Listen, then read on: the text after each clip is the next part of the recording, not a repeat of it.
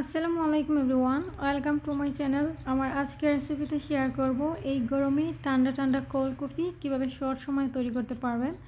আর খুবই সহজভাবে আজকে এই রেসিপিটি শেয়ার করেছি। সো আশা করি আমার আজকের ভিডিওটি ভালো লাগবে। তো দেরি না করে রেসিপিটি শুরু করা যাক। প্রথমে আমি 1 কাপ মিল্ক নিয়ে নিলাম। তো আগে থেকে আমি দুধটাকে জাল করে ফ্রিজে ঠান্ডা করে নিয়েছিলাম। দিয়ে দিয়েছি পরিমাণ মতো সুগারটা আপনারা আপনাদের পরিমাণ মতো অ্যাডজাস্ট করবেন। তো আমার যতটুকু প্রয়োজন আমি 2 টেবিল চামচ দিয়েছি। তো আজকে আমি 1 কাপ কফি তৈরি করব, এর জন্য ছোটো মগের মধ্যে তৈরি করে নিচ্ছি। এবারে দিয়ে দিচ্ছি 1 চা চামচ থেকে সামান্য বেশি কফি পাউডার। তো 1 কাপ কফি তৈরি করার জন্য 1 চা চামচ কফি পাউডার যথেষ্ট। তো এবার দিয়ে দিচ্ছি চকলেট, যে কোনো ডার্ক চকলেট বা চকলেট একটা ইউজ করলেই হবে।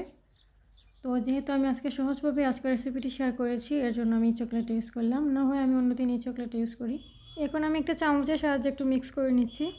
তারপর দিয়ে দিচ্ছি ভিভো হুইপ ক্রিম 1 চা চামচ পরিমাণ। তো কারো কাছে যদি হুইপ ক্রিমটা না থাকে সেক্ষেত্রে আপনারা পাউডার মিল্ক 2 টেবিল চামচ ইউজ করতে পারেন। যেহেতু আমি 1 কাপ কফি তৈরি করছি এন্ড কফির পরিমাণটাও কম আছে, এর জন্য আমি এই কাপের মধ্যেই হ্যান্ড ব্লেন্ডার দিয়ে ব্লেন্ড করে নিচ্ছি। কেউ চাইলে এই কফিটাই জুস ব্লেন্ডারে বা এর থেকে যদি বেশি পরিমাণ থাকে জুস ব্লেন্ডারে নিয়ে ব্লেন্ড করে নিতে পারেন।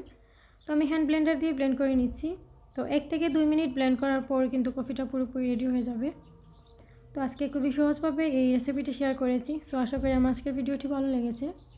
এই পর্যায়ে আমি কফিটা ব্লেন্ড করে নিয়েছি এবং আমার কফিটা পুরোপুরি রেডি। তো যে গ্লাসে আমি সার্ভ করব এই গ্লাসে নিয়ে নিচ্ছি। তো কফিটা গ্লাসে ঢালার পরে আমি উপরে 2 টেবিল চামচ আইসক্রিম দিয়ে দিলাম। তো আইসক্রিমটা অবশ্যই ইউজ করবেন, সেক্ষেত্রে কফির টেস্টটা আরও বাড়বে। তো কেউ চাইলে এখন আর একটু বেশি ডেকোরেশন করতে পারেন, চকলেট সিরাপ আর কফি পাউডার দিয়ে একটু ডেকোরেশন করে নিতে পারেন। তো আজকে আমি আর অন্য কোনোভাবে ডেকোরেশন করিনি, এভাবে রেখে দিয়েছি। তো আশা করি আমার আজকের এই ভিডিওটি ভালো লেগেছে। ভালো লাগলে অবশ্যই আমার চ্যানেলটি সাবস্ক্রাইব করবেন। ধন্যবাদ সবাইকে আমার ভিডিওটি দেখার জন্য। আজকে এই পর্যন্তই, দেখা হবে নেক্সট কোনো ভিডিওর সাথে।